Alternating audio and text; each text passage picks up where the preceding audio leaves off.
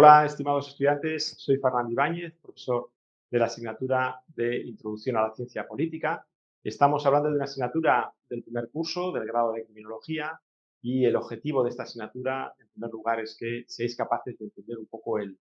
marco, la estructura en la cual el poder se muestra ante los ciudadanos en sus distintas funciones y en sus distintas instituciones y, por lo tanto, que como criminólogos, como futuros criminólogos, seáis capaces también de saber dónde os tenéis que mover para intentar influir en la toma de decisiones que tenga que ver con el ámbito de las distintas decisiones políticas que se van a desarrollar a todos los niveles, tanto en el ámbito estatal como en el autonómico o el local. Respecto al contenido de la asignatura, lo tenéis aquí, se desarrolla a través de 6 temas o 6 unidades y la evaluación de las mismas la llevamos a cabo, por un lado, a través de 4 controles de tipo test, 2 actividades de aprendizaje y 2 actividades de evaluación continua, que son siguiendo siempre el modelo habitual en la Universidad de Estancia de Madrid y a través del contacto permanente con el profesor, tanto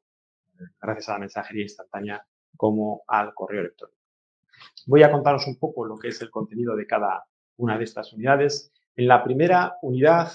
que se denomina Sociedad, Política y Poder, sobre todo lo que pretendemos es que entendáis en qué consiste la política y en qué consiste el poder y cuáles son esas 3 grandes dimensiones de las que hablamos cuando hablamos del poder: el poder como estructura, el poder en cuanto a los actos propios políticos que se desarrollan por parte de los actores políticos y el poder como también resultado, es decir, en lo que se concreta a través de una norma, de una decisión política. Es un poco lo que los ingleses llaman polity, politics y policy y que vamos a ir viendo a lo largo de la asignatura. El tema 2 habla precisamente de la política como estructura, es decir, de cómo funcionaba la política, hace un breve recorrido histórico antes y después de la creación del Estado y luego hoy en día cuando hablamos de monocracias o dictaduras frente a poliarquías o democracias liberales. Y también un poco lo que últimamente en los últimos años se habla del agotamiento del Estado, en el sentido de que el Estado no es capaz de hacer frente a todos los retos que tiene que abarcar y de alguna manera va perdiendo competencias tanto por arriba, en ámbitos supranacionales, como por abajo, en ámbitos regionales y locales. La tercera asignatura habla de la política en el Estado, en primer lugar de los elementos que constituyen el Estado. Hablamos de poder, de soberanía, de población, de territorio y también un poco de cómo funcionan las instituciones, del papel de la Constitución en el ámbito de la política de cada Estado y también cómo se distribuye el poder, tanto funcionalmente como territorialmente.